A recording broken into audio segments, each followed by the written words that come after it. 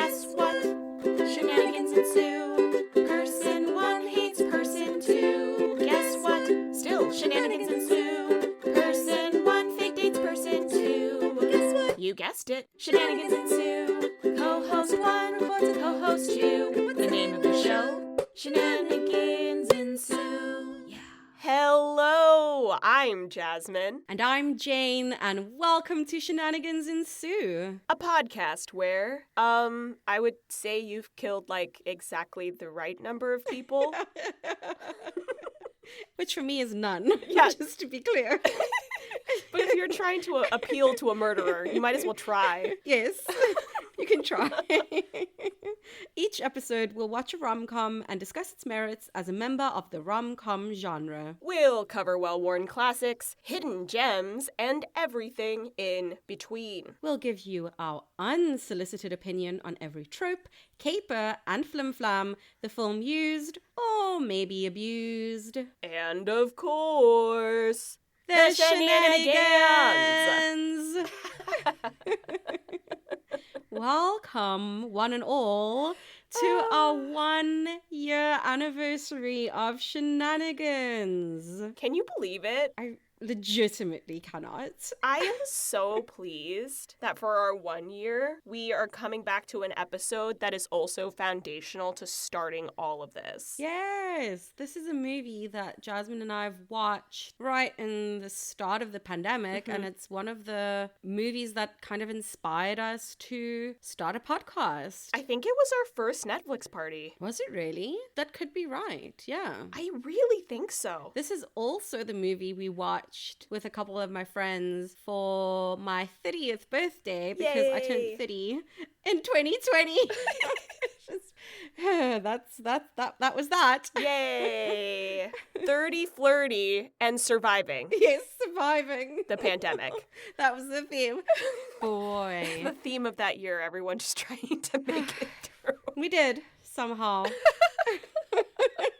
I'm laughing kind of hysterically, existentially, because I was just reading an article about the pandemic skip and how you don't feel the age that your body currently is now. Correct. But anyway, we won't go down that. I'll focus myself This up. Barbie is having another existential crisis. Yes. I was like, do I want to touch this? No. Not really. Moving on. This movie really helped giving us some comfort during a terrible time. And also, this movie is Lovebirds. Yes, right. Talk about burying the lead there. That's the name of the movie. So, obviously, we're big fans of this film, and while it's not a classic rom-com, we definitely turned it on the first time thinking it was. Absolutely. I mean, it's in the name, isn't it? Yeah. It feels like it would be. And it's not a rom-com. But it's not a rom-com either. It's just also a murder mystery. Yes. And Jasmine and I have watched this movie together Three times. and it still hits. So It still hits. for our 1 year anniversary, we're gonna do this movie. And also for Halloween. Ah, yes. Murder. Synergy. All those things. Okay, plot synopsis. Okay, I know where I am. Okay. On their way to dinner with friends, Leilani and Gibran get into an argument, Which accidentally breaks them up. which accidentally leads them to run someone over with their car. Which accidentally drops them into the middle of a murder mystery. Shenanigans ensue! This plot is wacky. It really does not give you a lot of space to adjust. No. You really are watching the beginning of a rom-com, almost a la The Breakup. Yes. You don't really know what direction their relationship's gonna go in. Yeah. And then you end up in a murder mystery very suddenly and aggressively, and you're not prepared for it. Very aggressively. And you get thrown so far into the deep end and it just doesn't let up. It's just wild. I don't even know how to start in the general thoughts without going right into a bunch of shenanigans, really. Right. I guess I will say that these two leads, Issa Rae and Kumail Nanjiani, are incredible writers and comedians. What a duo. And holy shit, is this such a clever script? My goodness. It's extremely clever, very funny. Sometimes when you have stand-up comedians in movies, the bits can feel like they're going on a little bit too long, or they meander so much that it's difficult for the plot to properly interconnect. Yeah. But this movie is so clever. They're dropping things that are going to happen later on in a throwaway fight at the top of the movie. That fight is honestly iconic. That has got to be one of the best comedy relationship fights anyone's ever written and performed. It's really so good. Because the beauty of it is that they're fighting like real couples, which is that when things are bad, you're fighting over literally nothing. Over the dumbest shit they're fighting. They're having a gigantic blowout over whether or not they think that they could be in the Amazing Race successfully. With one of them never having seen the show. A big old nothing burger. It's so ridiculous. Because he's a documentary guy. Yes, that's different. It's not the same as reality TV. Documentaries are real. That's one of the quotes. Serious. Or Lilani telling Gibran, you didn't like restaurants at all. You were busy typing that negative review with your white lady fingers. And he's like, my fingers are meaty bronze fingers. So absurd. And then they have an entire fight about not being able to pick a place to eat when they are in, quote, the culinary capital of the world, and then contradict each other by saying, no, that's Hong Kong. And like they cannot stop fighting over minuscule things, which feels so authentic. Yeah. They try to order just alcohol. First of all, just general alcohol. And the waitress is like, this is a diner. We don't serve alcohol. And so they end up ordering milkshakes. And, you know, sometimes they bring the little extra milkshake. And they have this whole long bit about how it's so weird that they bring the little extra milkshake instead of measuring it out. It's like, you don't bring more soup or whatever. Like, it was just so funny. It's like, how are you guys arguing over this now? You have other things that you should be concerned with. But that's literally long and short of the whole entire film is, why are you arguing about this? Yeah. But also, thank you for arguing about this because it's delightful. It's so funny. We were talking about it, and they must have done rough outlines and then riffed around it. Yeah. Their interactions feel so organic, but because certain plot points are being dropped, there have to be things that are scripted. So we were saying maybe some of it's scripted, like the lead in, and then they get the opportunity to just kind of play. Yeah. Because some of the throwaway lines just feel way too natural for that to be scripted. And some of them, I feel like I can see the other actor almost break because they were not expecting it. And it's so much fun to watch. Especially because both Jazz and I really love comedic acting. Love. So such a delight to watch this performance. So impressive. I really can't say enough good things about both of these people as creatives out in the universe. I truly love them. Me too. I guess we should just get into the tropes. Yes. So, like we said, this isn't really a classic rom-com, but there still are some tropes that they do, so we will hit on them. We've got a falling in love montage. We've got a rekindled romance plot. There's being broken up, but still forced together. There's also a tending to someone's wounds very, very gently. An excuse to get close. And somehow romantically, even though there's blood involved. Oh, yeah. There's this new trope that we both have noticed a lot lately in relation to Ubers or Lyfts. The you ordered a shared or the literal ride share. So ridiculous. And then we've got an awkward dinner party. A staple. And honestly, it's so awkward and I love it. Even though I forget so much about this movie, that's one of the things that never leaves. Because all of their friends are experiencing how this night should have progressed. And we see the two leads after having been through the most surreal, hellish, absurd evening of their lives. Yes, they're worlds apart. This dinner party would have been awkward enough if it was just for the fact that these two had broken up on the car ride over. Oh yeah, they were going to be messy and fighting at this dinner party the entire night. Exactly. But no, a million other things have happened in between. And it was crucial because those million other things led them to realizing that everyone else has a million little things that they're dealing with and then reconciling. Yes. And like realizing how much they really care for each other and how good their relationship is. Yeah, and also how hot they are. Oh, damn, for sure. They were really appreciating each other. They really are. When Issa comes out in that dress, damn girl. Yeah. And then when Kumail comes down the stairs in the suit with the fake cufflink pose, crying. I was like, okay, go for it. You look good. You brought it. You brought it. Oh, boy. So good.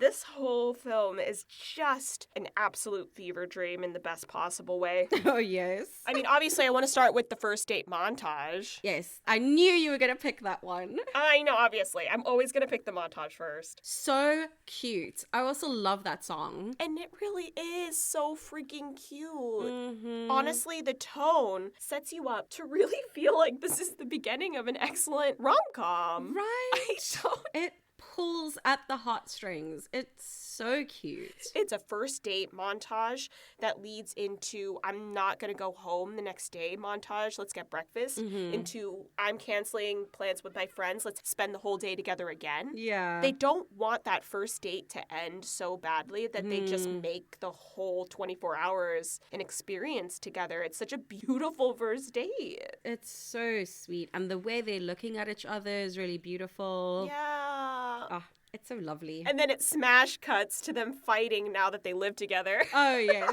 Smash cut 4 years later. Ridiculous fighting. Ridiculous. And the tone of it is so heavy. They're yelling at each other. This is a blowout. Something big happened. Someone really, really messed up. Except actually it's just about the amazing race. It's so good. I want to talk about the tending to someone's wounds.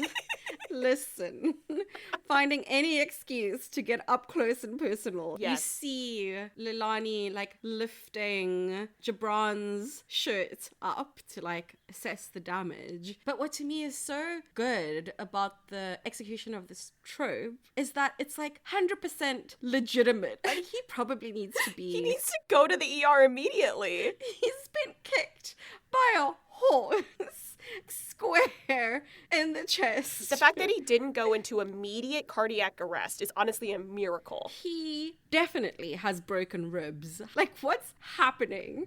Oftentimes, when you see this trope, it's like, oh, it's a gentle little superficial cut. There's a bit of blood. Dab, dab, dab. Look longingly into each other's eyes. But no, he's legitimately very injured. Yes. Yes. It's so funny. And what did they do? Like, they're in this pharmacy? Yeah, they've gone to like a pharmacy but have snuck into the employees only back room. What? They've taken a bunch of first aid supplies and are starting to tend each other's wounds in the clothes that they found in this pharmacy that they've already put on, even though they haven't paid for them yet. So ridiculous. So messy. And this is one of the moments where I think Issa almost breaks. If you watch it, the exchange is so tight, and the reaction that she gives for him saying, do you have to press right on the wound, is so genuine that I don't know that he said it on any of the other takes, and it surprised her. I like this scene so much because they were towing the line between it being tender and being funny really well. Because it is both. Because they do share like an intimate moment, but then there's also the comedy that is being played while Lilani is dressed as though a unicorn threw up on her. Yes, very much so. So absurd. And they acknowledge how absurd the situation they're in is. Yeah. And they both start to laugh. And then he remembers he has broken ribs, and so he's actually in a lot of pain. Please don't make him laugh. And there's so many exchanges like this. Yes. The whole movie is these exchanges between the two of them. Especially because they've legitimately broken up. Yeah. But they're forced on this adventure together. At one point, Leilani points out, dude, we've broken up. Yeah. Like, we couldn't even decide on a restaurant to eat at together. And now you want us to solve a murder mystery? Yeah, let's not. What are we doing? And it's so fun because the breakup happens in the car ride to the dinner party after the main part of the Amazing Race fight. So they literally do the, I think we should break up, pause. Someone's driving and looks away from the road because, oh no, we've broken up and I need to be sad and look at you. Yeah. And then that's the impetus for hitting somebody is I've looked off the road. And for once in all of cinema history, there are repercussions for not keeping your eyes on the road, which is something in movies that drives me bonkers. They're like having full-on conversations for 20-second intervals, like staring at the other person. When I see that in a film, I count, Jane. I count. I believe it. I look at them and they turn and I'm like, 1 Mississippi, 2 Mississippi, 3, you better turn around, bitch. I can't. Dead. And in this movie, he should have turned around. But it makes sense because he had a major beat change. He did. He was literally physically moved. I mean, that for me was reasonable. And he takes his eyes off the road for a moment. And immediately drives over someone. Which is all it actually takes in real life, people. Exactly. Keep your eyes on the road. Do you want to talk about the literal ride share? We can talk on it briefly. It's so silly and dumb. It is. I don't know if I remember any other ones that we've watched aside from Always Be My Maybe, where Keanu Reeves' character orders the couple a ride share home after having a fight where he punches Keanu Reeves. I punched Keanu Reeves. Sorry, this song. I just had to hold myself back from singing. It's impossible to think about that movie without then singing the song in your head. But it's another perfect example of someone ordering a very inappropriate rideshare. And what's particularly amusing about this is that the folks that they're sharing this ride with is a really PDA loved up young couple who are just like Too much. full on making out with each other and like whispering sweet nothings after these two have just broken up. I don't mind that if you're in a cab, but both of these couples should not have ordered rideshares. On that note, let's move on to the shenanigans. Hard pivot. I would like to do both the trope of awkward dinner party while talking about the yes. shenanigans of the awkward dinner party. Because there's so many. I think that's a good place to start. It turns out one of Leilani's coworkers is a real point of contention in their relationship. For whatever reason, this one guy makes Gibran feel very inadequate, even though there's nothing going on. And then also we've got Leilani dealing with her friend getting engaged on the eve of her breakup. And so you've got the two of them in opposite rooms, and they're both coming to the same realization. But also, these are the quotidian issues. Yes. The bonkers batshit thing that's happening is that Gibran and Leilani are trying to break into Bicycle's phone to like help solve this thing. And it's not that there's a bicycle that's come to life. No, right. In the IMDb for this movie, actors are credited as Mustache and Bicycle. Correct. They don't have character names. And so this dinner party is taking place after, as we've said, Gibran has been kicked in the chest by a horse, and they make up this wild story about the fact that they're late to the dinner party because they started boxing classes. He's an amateur boxer now.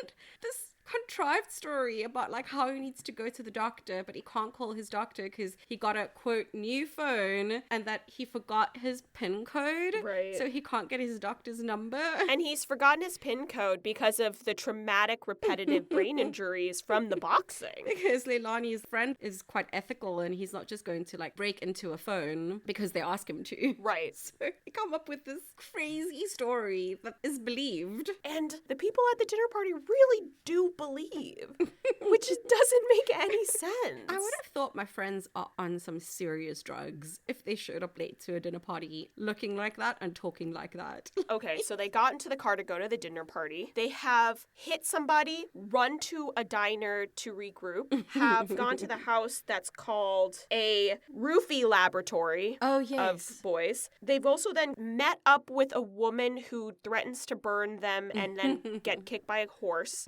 and then have gone to the pharmacy to get a change of clothes and tend their wounds. Right? All of that has happened? All of that has happened. All of that has happened. So they're like 3 hours late to this dinner party. And the friends barely probe at the story. Right? If your friend is 3 hours late and is busted, you don't have any additional questions? In weird clothes for a dinner party without the wine that they were asked to bring. Yeah. Just the trust. No follow-up questions? I can't. And before we leave the dinner party, I do very much want to stop and take a moment to acknowledge a beautiful life lesson that is in this movie that more people really need to take to heart, which is that Leilani truly believes that the friend that has gotten engaged has a perfect relationship and has a conversation with her about it and comes to realize, because her friend is very forthcoming, that they fight all the time over really dumb shit and they don't have as much sex as she thinks they do. And a lot of it is a thirst trap for her ex. Yeah. And that these things that we see online are curated and not a good representation of reality, and more people should definitely take that to heart. Yeah. Because it's very easy to compare everything in your life to what's going on online, and none of that's real. It's so hard to bear that in mind when you are on social media. Yeah. Because you know that what you're putting out there is a very curated version of your life, but it's so difficult to keep that at the forefront when you're looking at other people's stuff. Right. The ease with which we know that about ourselves and then choose to forget that that's Yes. probably true of everyone else. Like, almost certainly. And all it does is make you neurotic and feel less than. Yeah. And I'm really happy that Leilani's character has a moment of realization so that she can know in her heart that she's fine, that Yeah. everything's fine. I don't know, it makes me feel better. Yes, it's always a good reminder. I like the way they did it in this one. Yeah. It was funny and also honest. Oh, if we can jump back to the weird frat house Oh my apartment. goodness. Does she call one of the guys date rape? Yeah, they literally call the guy that they beat up date rape. And after he's killed, she's like, date rape. Ooh, I should probably stop calling him that. Rest in peace, my guy. Yes. When they're looking down the hall at the group of them doing their envelope stuffing and whatnot, the quote is, "It's like a roofie laboratory in there." And it's just... So funny because Leilani, she's trying to interrogate this guy and she keeps slapping him. And eventually he's like, dude, I'm literally answering every single one of your questions. Can you not? I'm being so cooperative. And they do all these contradictory things, like tell him to hurry up and answer and also to shut up. And he's like, which one? I don't know which one to do. Like, what do you want from me? I'm trying to help you. One of the shenanigans I want to touch on is before they even get to the apartment, where Leilani is still in her date shoes and Gibran is trying to get her to like break the glass with his stiletto because he saw it on Mythbusters and ends up, of course, breaking the shoe. And then he's like, oh yeah, now I remember, that was one of the myths that got busted.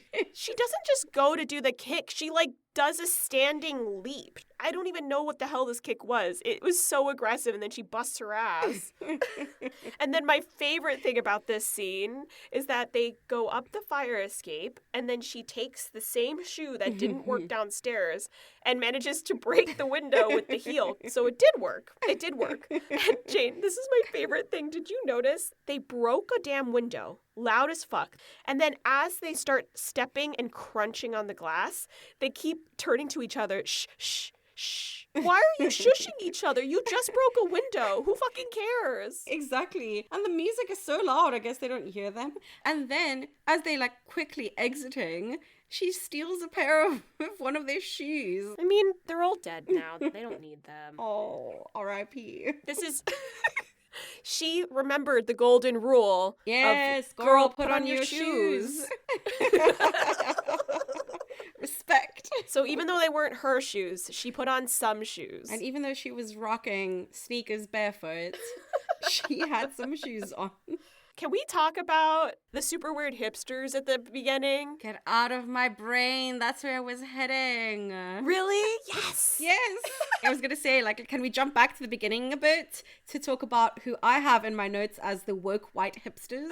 'Cause that's exactly what they are. Such a good character. Such a good scene. So funny because our main couple, Mustache, commandeers their car and murders Bicycle by car and then flees, like vanishes. Not before almost shooting them both in the face, by the way. Oh, yes, I forgot about that. And then deciding not to because he hears sirens. It's so messy. They almost get killed right at the top. What a messy, messy, messy start. Yeah. And so Leilani and Gibran are like checking on this guy to like make sure he's okay. And then a couple of pedestrians walk over and accuse them of murdering this guy with their car. And then they start to run away and the woman calls the cops and she's like, hi, I'd like to report a murder or whatever. It's just so funny. I'm pretty sure it was this black woman and an Indian guy, but not because they're black and Indian. I'm just trying to explain what they look like. They were in the car and I think that they hit the guy with their car and she just cannot stop. It just happens to be African American women, and I think the guy's a minority too, but like I'm not saying that they murdered him because they're minorities, but like Right. they just kind of said they did. I'm just saying that like I think they killed him with his car. And as they screaming at each other, she's like, yeah, I just heard the woman's name is Leilani. And then Lonnie shots at Gibran. It's like, Gibran, don't say my name. And she's like, oh, and I just heard the guy's name is Gibran. They say each other's names way too much. More than normal people say each other's names. So many times when they like are trying to be a bit covert. What are you doing? Ridiculous. My favorite thing about the couple is actually off-camera throwaway dialogue. When they're going up or down the fire escape, they end up passing by somebody's windows who's watching the nightly news. And in the nightly news, a correspondent says... there was a murder, and then says that the couple who found the body, they're in the hospital being treated for emotional distress. And I just love that detail. That small detail. So freaking good. Like something that I also want to talk about is how race is handled. Yes. And it was so refreshing for us to watch a movie where the leads are people of color, but it's not a struggle story. It's not about a person of color having to overcome racism in their lives. Right, because that's not how racism actually works. No. Not in day-to-day life. Yeah, like those stories, I'm not saying they're not important. Of course they are. But it doesn't deal with the day-to-day things of like all the microaggressions that are being experienced and these tiny little things. And so I really loved how this movie deals with the reality of the fact that the leads are two people of color, but not in a way that's like suffering porn, you know? Yeah, God, I hate that so much. Yeah, it's the reality of them sitting in the diner trying to regroup, and Gibran's like, we should go to the cops. And Leilani's like, us? Have you seen us? They're not going to listen to us. They're going to look at us and they're going to lock us up. As she says, your beard looks like murder. Yes. Which is really funny and also like really a reality. Or when they're kind of on the run outside the pharmacy after they've changed. Yeah. And a cop car's going past and they're getting really nervous and this cop is glaring at them and they panicked and they're like, oh phew, he was just like a regular racist. Yeah, okay, cool. Cool. Let's get in a rideshare. It's nice to see that, and it feels real. Yes. It doesn't have to be some like overt thing that causes a lot of trauma. It can just be a, what's happening? I'm questioning reality. Yes. And that's the reality of it. I don't want to cover the horse scene as much just because I think that people should just experience it. It's too chaotic. Yes. I don't want to try to explain it to anyone. Just enjoy. And shout out to Anna Camp, Yes. who is just amazing. Love her. She's so fun to watch. I have loved her since True Blood. Oh, I love her so much. She's fantastic. And I do want to talk about the fact that they somehow managed to accidentally get themselves kidnapped. Right? Like, they go out looking for her and trying to meet her at this club and are behaving in a way that's super suspicious. And then she just like conks them out on the head and kidnaps them, essentially. This is where I felt like we had a very soft trope of mistaken identity. Yes. Oh, my word. Edie, Anna Camp's character, thinks that these two are the blackmailers. Yes. And they are not. They just now have blackmailer's phone. Which doesn't help their case. It doesn't. When she's like, I'm going to call your boss, and they have his phone. It honestly so is such a funny. great chaos scene. And we get her again in one of my other favorite things, Oh, yes. which is the crazy sex cabal eyes wide shut thing. What on earth? Yeah. The amount of organization, the amount of NDAs. NDAs? This is the Illuminati. They don't have NDAs. That whole scene is also another one. People just need to experience it. After they get into their gorgeous outfits, Oh, stunning. they show up at this crazy party, which I guess like the elite of New Orleans all get together once a month and have a dungeon So orgy with Venetian masks. With bingo balls. Right, you get selected for the beautiful orgy with the bingo balls. On a circular white bed on a stage. It's so funny because it brings back a theme in the fight that they were having at the top of the movie where they're talking about the lack of spontaneity, and Jabron is like, just tell me when you want to be spontaneous. And Lonnie's like, you can't schedule on your Google Calendar time for spontaneous sex. And so this comes back around in the scene. She's like, see, this is spontaneity. This is like what I'm talking about. And he's like, I bet all of these people had it in their Google Calendar. And I have to agree with Jabron on this one. Yeah. This has been scheduled months in advance. It was scheduled, but the element of spontaneity is the bingo balls. We don't know Yes. who's going in. It's a No. surprise. So they both are correct. Two things can be true at the same time. Yes. This is also taking a lot of organization because there are too many people here. So that's, There's you know, so much planning. you got to do a Google Cal. And there's a dress code involved. Oh, it's finding freedom within a structure. Yes, yes. That is my jam. Mm-hmm. One of my favorite things while they're there and the chanting is happening for the beginning of the festivities, if you are trying to be covert, why chant? They were terrible. Why even chant? Just don't chant. No. Keep your mouth shut and certainly don't say, where's the beef? That's so funny. And how they get caught as imposters. First of all, if you know you're going to a masked event where the goal is for people's identities to be hidden, what are you doing? Taking off a mask. Just logically. Right? You know. Yeah.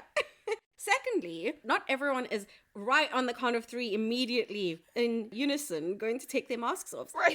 So you just glance around a little bit, pretend to struggle a bit. Right? What do you just... You have a scooch of time. I can't. It was so ridiculous. So funny how they got caught. And like, perfect Deus Ex Machina. Yes. All of a sudden the cops show up and break up the party and they don't get entirely swarmed. It's just But I was also like, what? so dumb. What were the guests going to do to them? Like, beat them up? Give them up as a ritual sacrifice? Like, what was the plan?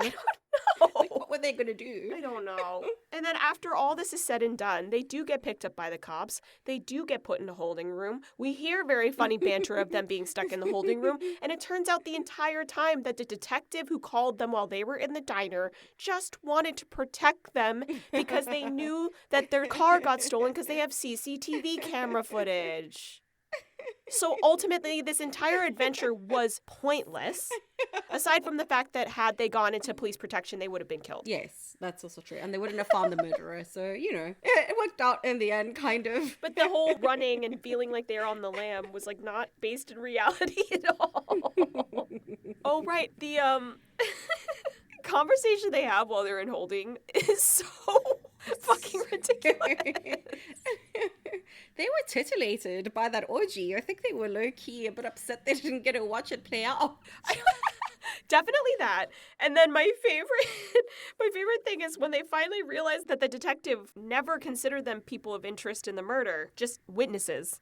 they start to spin out. They're like, well, yeah, of course. I would never kill someone. He would never kill someone. We would never kill someone. Sometimes I say that I want to kill him, but it's just be like, I'm saying because I'm mad at him. We don't do crimes. The only thing she's ever done is, she sold weed for a little while, but that was just because we needed to make money. But like they were trying to help people with glaucoma. I mean, I guess it was still illegal, but she got it from her uncle who got it in the Netherlands where it's legal. But I guess it's not really legal here. But anyway, it just like spiraled so far out of control. And they can't stop talking. And I feel like 90% of the time when I see those scenes, I think cringe, stop, cringe. Mm-hmm. And this is just funny.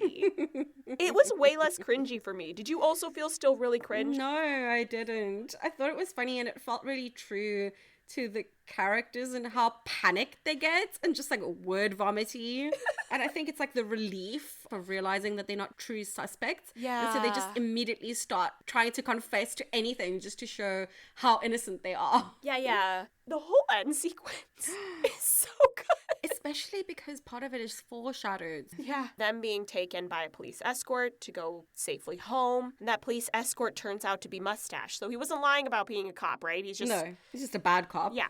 And this is what I'm saying again about like how it feels so natural, but some of it absolutely was written into the script because it comes back. So when they're in this ride share thing, they're having this back and forth banter about how it's so ridiculous to have a lighter in the car stall and should be replaced with like a USB thing or a charge or whatever. And it's just like this seemingly unnecessary interaction.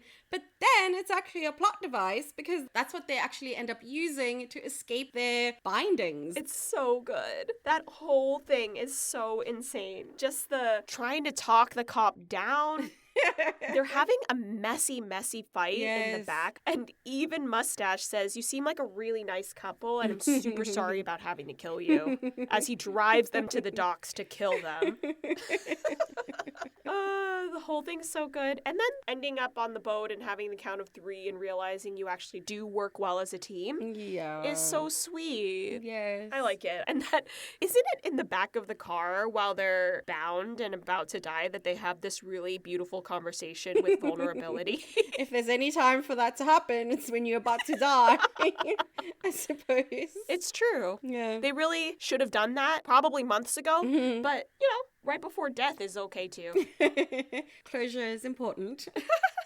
Just all around, such an interesting freaking film. And I won't spoil the end, but the end comes back around to the beginning like so many things in this film, so you really should watch it. It's delightful. Enjoy. It is very funny. And baked in that they also impeded by the fact that they had a useless fight. So they continue to have their useless fights, which is also good to know. Yeah, but they're so good at it, they can do it while doing cardio. Yes, exactly. And before the epilogue that we're not going to spoil for you guys, we also get a nice call back at the end when they've been rescued and they're sitting finally in an ambulance. And we have a call back from the opening montage where it's like, what's that look? Is that a I want to kiss you look? Love. It's very sweet. They're cute. I hope they make it. I know, right? I believe in them. Well, that brings us to a fun fab fail.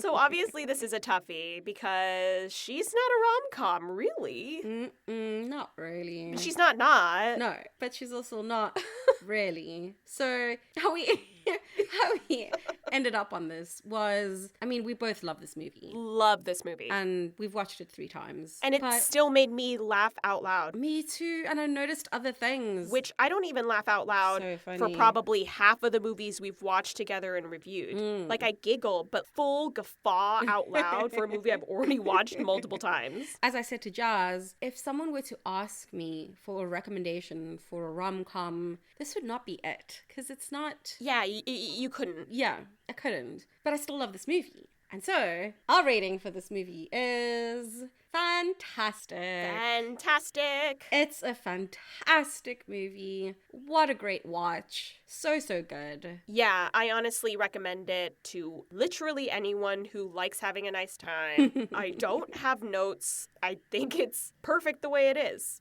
I don't know how you could possibly improve this film. It's tight. Aside from the prologue and the epilogue, it happens over the course of, 6 hours? Maybe a few more. It's basically a perfect film. I love this movie so much. Like way back in the olden times, they used to say that a play should only happen over the course of one day.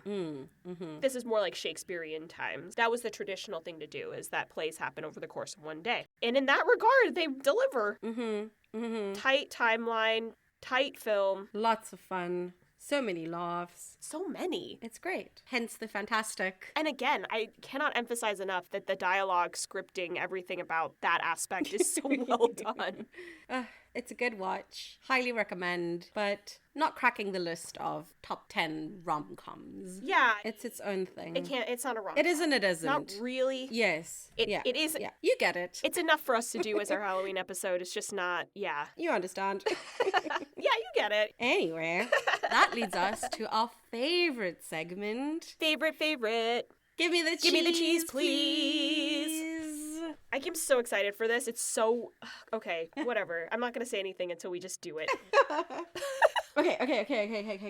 One. Oh, no. Wrong way. I'm so excited. I started counting wrong. Okay.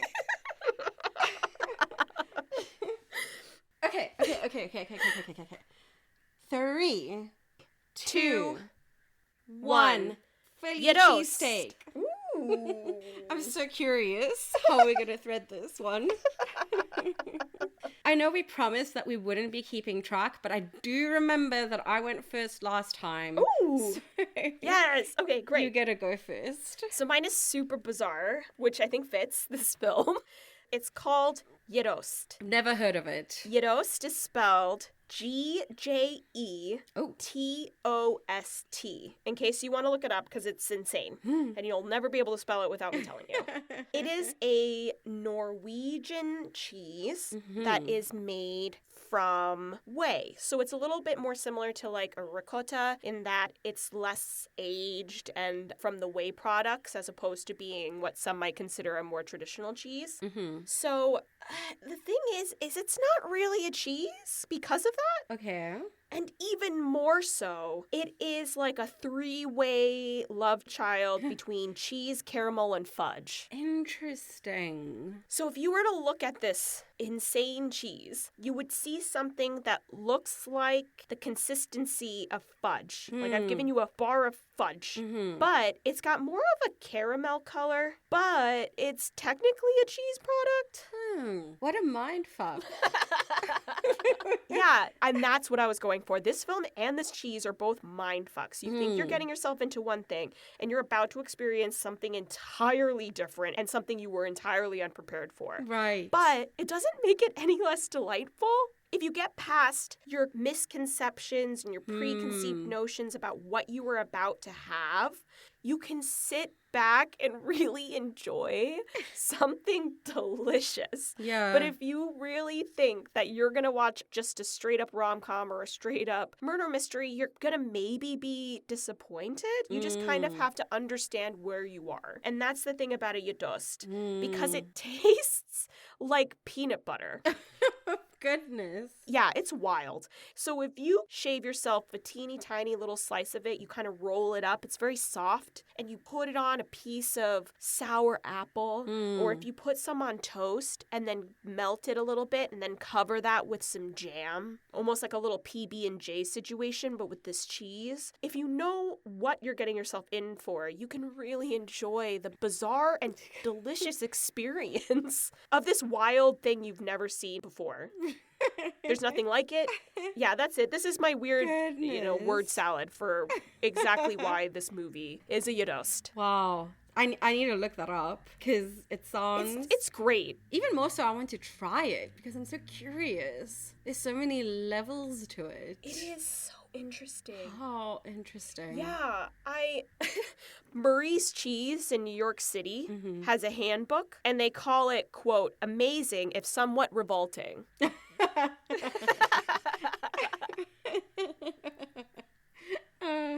No. So I think that, you just have to be ready for the ride. Yeah. Goodness. So, I chose a Philly cheesesteak sandwich. Yes. Which seems a little bit odd because this takes place in New Orleans. But just stick with me.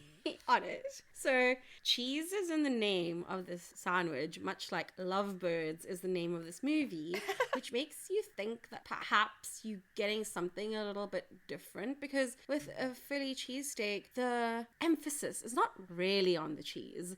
The cheese is present, but it's not the focal point. Like, it's the combination of everything together. The bread, the braised steak, the onions, some people put peppers. So you need all the different components to make this work. It's really good. It's really phenomenal. Like, this movie is amazing. But if you think you're signing up for a cheesy sandwich, like, this is not it. Right. Like, this is not it. This movie's not a rom-com, a Philly cheesesteak. Like, cheese is not at the forefront.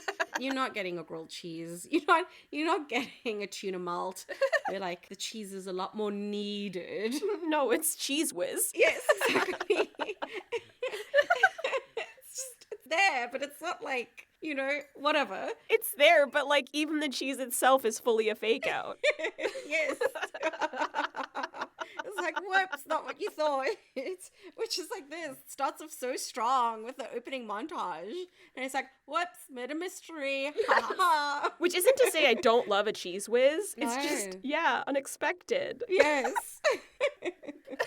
If like it's your first time having a Philly cheesesteak, you might think that you are getting a really refined, special cheese. Maybe a cheese even local to Philly, or, something a little more elevated. It's like a heritage item. Yes, something with a deep history. It's storied. It's been around forever. Yeah, exactly. Yeah. But no, it's just an afterthought. Anyway, it's still great. And much like this movie, when you know what you're signing up for, wonderful ride. So that's me. They're the same thing, just different cheeses. I love it. Going for the unexpected. Yes. I love it. Yes. That's this movie in a nutshell. Yes. Happy spooky season, everyone. Because that's our episode on the discussion of Lovebirds. Please let us know your thoughts on the movie. Any shenanigans we may have missed. Well, we know we've missed them, but any of your favorites. Yes. Shall we say, that we didn't talk about. Or what cheese you think it is. Also, you want to message us any tropes we might have missed? Yes, please do. This one was a toughie for us, so we could have missed some, honestly. You can follow us on Instagram at shenanigansensuepod, or you can email us at shenanigansensuepod@gmail.com. We hope you'll join us next time. And until then, See you later, crocodile. Bye.